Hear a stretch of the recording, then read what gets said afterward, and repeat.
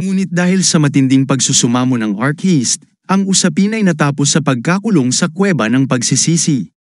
Napagtanto ni Bakigang na nakatagpo siya ng isang tusong tao na nagawa niyang mabigani ang isang lalaki, ngunit wala pa ring sapat na ebidensyang magpapatunay nito.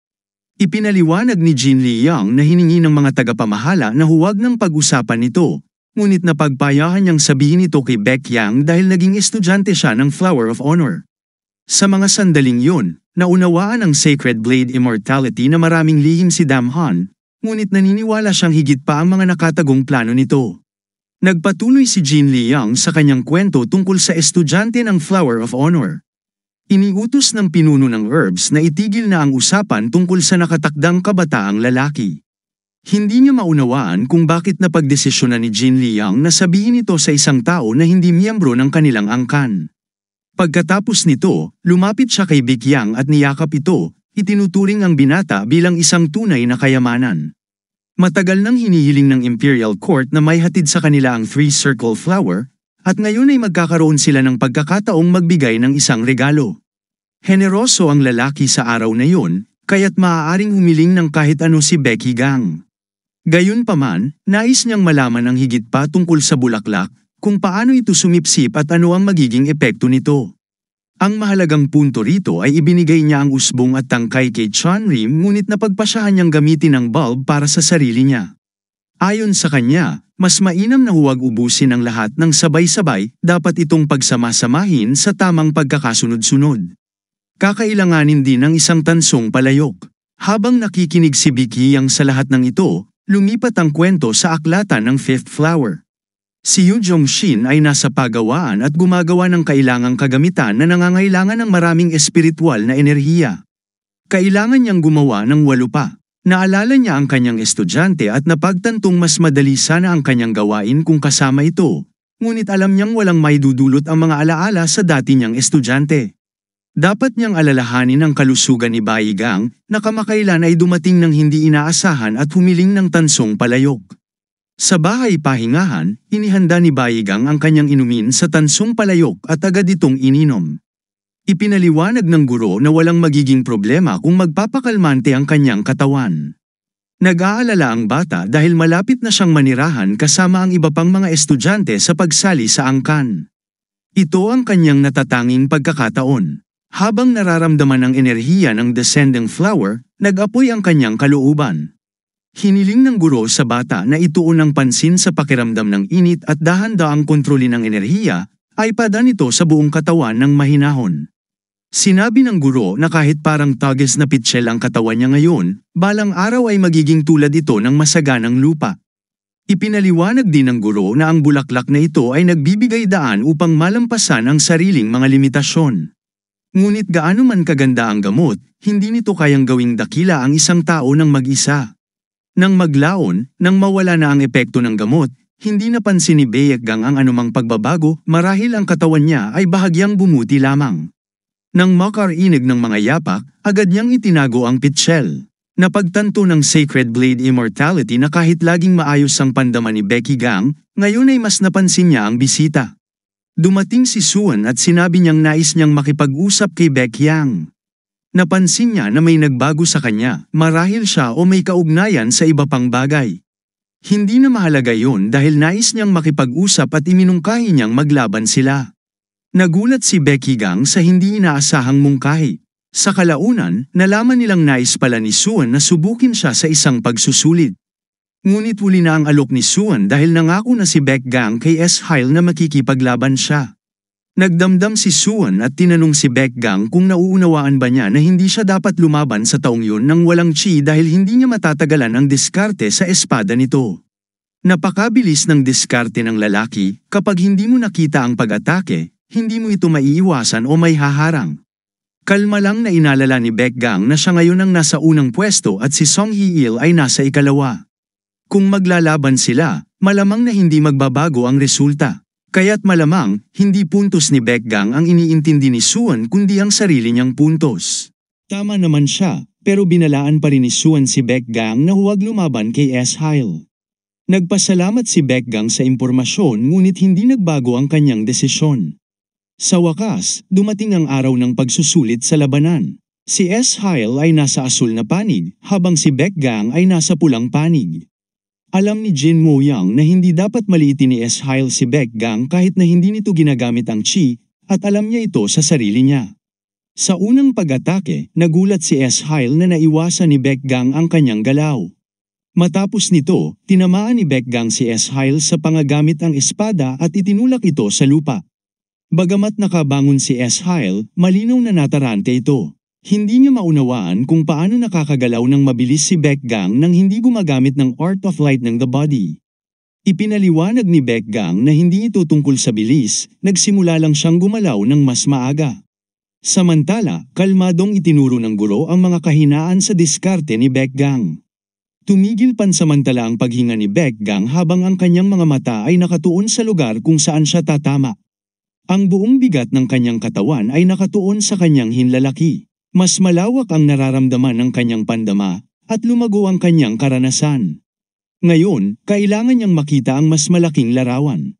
Habang pinapanood ng lahat ang laban, napagtanto nila na nalalampasan ni Baekgang ang lahat ng inaasahan. Bagamat magaling din si S-Hyle, mabilis ang kanyang espada at hindi ito titigil sa pagunlad. Ngunit mas kahanga-hanga si Baekgang, kahit isa lamang siyang karaniwang tao at si S-Hyle ay mula sa isang kilalang angkan.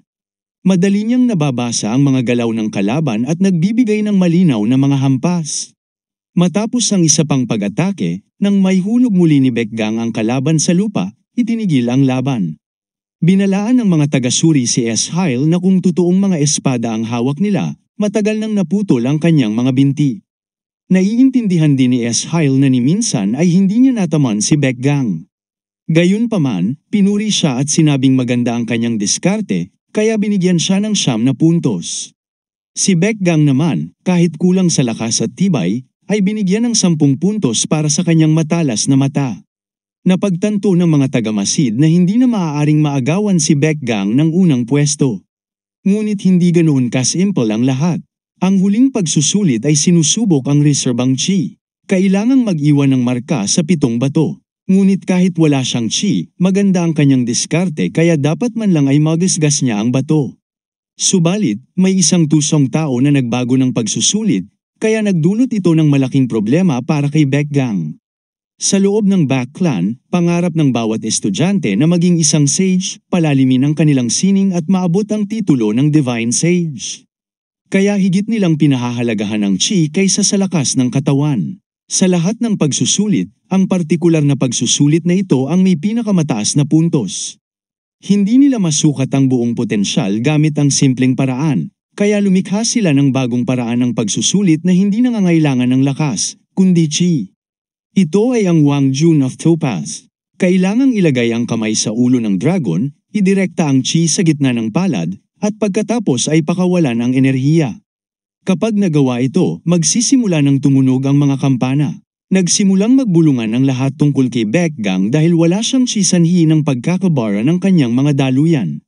Napagtanto ni Jin Muang na sa kasong ito, walang makukuhang puntos si Baekgang at magiging hindi inaasahan ang resulta. Sa ganitong sitwasyon, ang mga maituturing na dakilang disipulo ay sila lamang. Kahit si Jin Liang ay naunawaan ang hirap ng kanyang kalagayan. Si Jin Moyang ang unang sumubok at matapos ang kanyang pagsubok, 3 kampana lamang ang tumunog. Masaya na sana siya, ngunit pinapulit ng guro ang pagsusulit. Dahil sa sobrang kasiyahan, hindi niya narinig ang pagring ng kampana. Sa pangalawang pagsubok, 3 puntos lamang muli ang nakuha niya. Dumating na ang pagkakataon ni Baekgang. Binalaan ng guro na magiging mahirap ang pagsusulit dahil sa nakaharang na mga daluyan ng chi, ngunit nagpasya pa rin ang binata na subukan.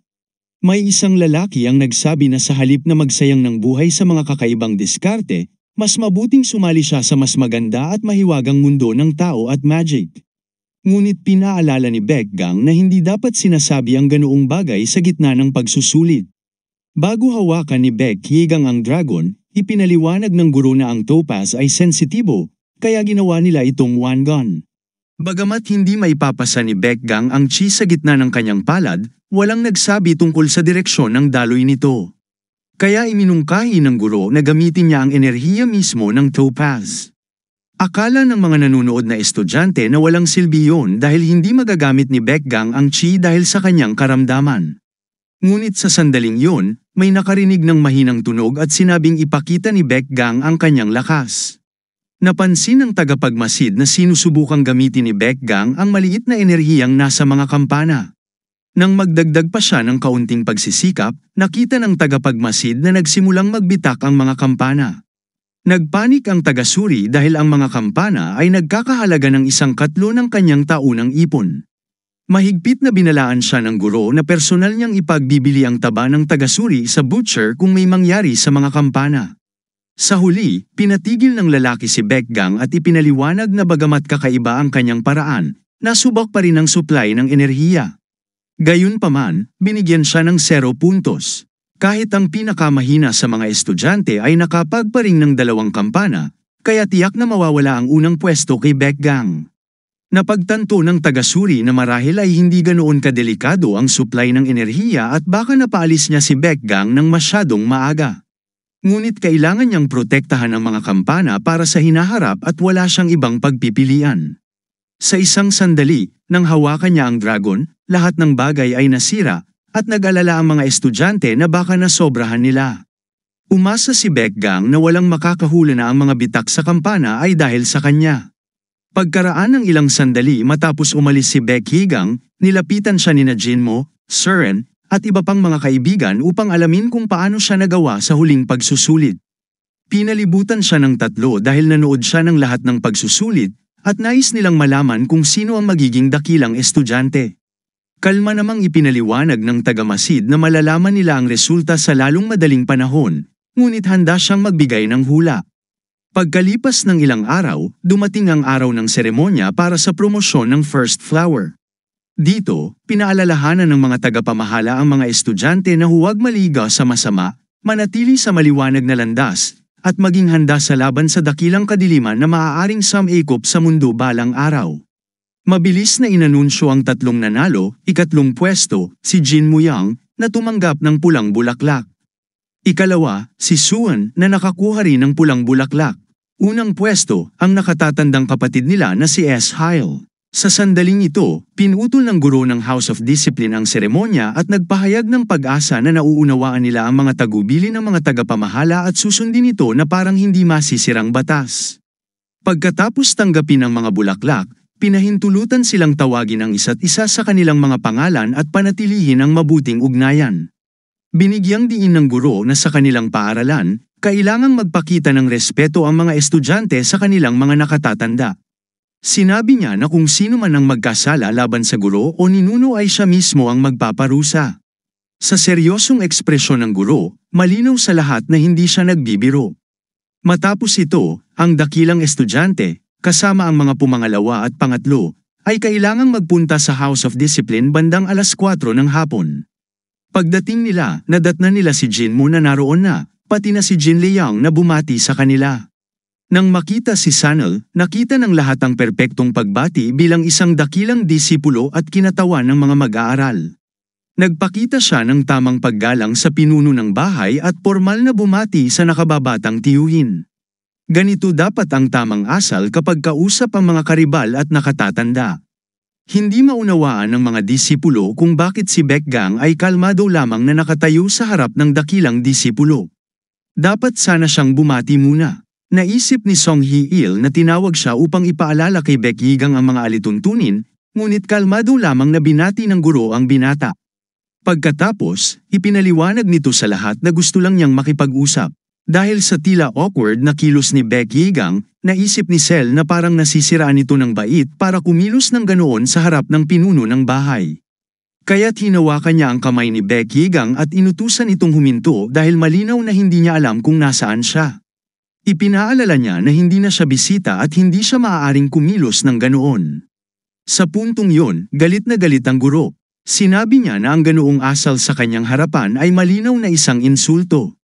Ipinaliwanag niya na si Song Hee-il ay tila walang pakialam sa mga alituntunin ng paaralan kaya't parurusahan siya. Noong una, inakala ni Song Hee-il na si Baekgang ang tinutukoy. Ngunit siya ang hinablot sa kwelyo. Mahigpit na itinanong ng guro kung bakit siya naging bastos kay Baekgang, na tiyuhin niya at dapat niyang igalang ng lubos. Lumabas na ilang araw bago ang insidenteng yon, sinabi ni Jinmo sa mga estudyante ang umano'y resulta ng pagsusulit, kung saan hindi man lang nakapasok sa pangatlong pwesto si Baek Hee-gang. Nilapitan ni Jinmo si Baek Hee-gang upang alamin kung bakit siya mukhang malungkot. Hindi maunawaan ni Baek Hee-gang kung bakit siya dapat maging masaya kung kailangan niyang magturo ng mga bata sa buong buhay niya. Ipinaliwanag ni Jinmo na bagamat hindi pa niya nasasabi, dahil abala siya sa pagsusulit, si Baek Hee-gang ang tanging kandidato para sa posisyon ng library guardian. Nangangahulugan nito na magiging disipulo siya ng unang henerasyong guro, agad na mapapasama sa mga disipulo ng ikalawang henerasyon, at magiging isang tiyuhin. Kaya noon, hiniling ni Jinmo kay Baek Hee-gang na tawagin siyang kapatid dahil malapit na silang maging pantay bilang mga disipulo. Napagtanto ni Jinmo na marahil ay mali ang kanyang pagpapahayag tungkol sa resulta, na nagdulot ng kalituhan. Iminungkahi niyang kalimutan na lang yun upang makatulog sila ng maayos, at naisip niya pang nakakatawa ang balita kaya siya napangiti. Ngayon, napagtanto ni Jinmo na si Song Hee-il ay napakalas na pagkakamali sa harap ng pinuno ng bahay. Nakiusap si Jinmo sa guro na magpakalma dahil nagkamali lamang ang kanyang mahal na pamangkin. Ipinaliwanag ni Song Hee-il na hindi niya talaga alam ang tungkol dito at hindi siya magiging bastos sa kanyang tiyuhin. Sa huli, sinabi ng guro na kung gagawa siya ng eksepsyon, magiging hindi patas iyon sa mga patakaran. Gayunpaman, isinasaalang-alang niya ang mga pangyayari kaya't napagdesisyonan niyang limitahan sa 5 palo ang parusa. Ngunit bigla na lamang lumapit si Baekgang at hiniling ang pagkakataong parusahan ang estudyanteng nagkasala. Kamakailan, maingat niyang binasa ang mga patakaran at natuklasan ng isang taludtod na angkop sa sitwasyong ito. Ang parusa para sa kawalang galang sa nakatatanda ay maaaring maging aral tungkol sa tamang asal na magpapalayas ng kadiliman mula sa isipan ng mag-aaral. Napagtanto ng pinuno ng bahay na ito ang unang pagkakataon na nakita niya ang isang bata na maingat na nag-aral ng mga patakaran. Kaya mula sa araw na yun, magsisilbi si Song Hye-il sa kanyang tiyuhin araw-araw at dadalo sa mga klase tungkol sa asal sa loob ng 1 buwan. Ipinaliwanag ni Baekgang ng kalmado na hindi niya masyadong bibigyan ng mabigat na gawain si Song Hye-il at papayagan niya itong makaalis pagkatapos ng serbisyo. Lumipas ang 1 pang buwan, at napansin ng tagapamahala na patuloy pa ring tinuturuan ni Baekgang si Song Hye-il ng huling anyo ng blade. Nalaman nilang pareho na may disipulo mula sa ikalawang henerasyon na nagsasanay kasama nila araw-araw. Kahit si Yu Jong-shin ay nagulat nang malaman niyang pinahihintulutan si Baekgang na magpatuloy sa pag-aaral ng mahika, dahil siya mismo ay tinuturuan ng Priest of Death. Dahil dito, hindi niya magawang ipagbawal ang pag-aaral nito. Naiintindihan ni Yu Jong-shin na mahirap pa rin para sa mga tagapamahala ng CRIM na gumawa ng desisyong iyon, ngunit mataas ang pagpapahalaga niya kay Baekgang. Samantala, si Lee Mi-hook ay umaasa na magiging maayos ang ritual, ngunit hindi maiwasang mag-alala. Ipinaliwanag ni Baekgang na matagal na nilang pinaghahandaan ang kaganapang ito, kaya't dapat lamang na magtagumpay sila.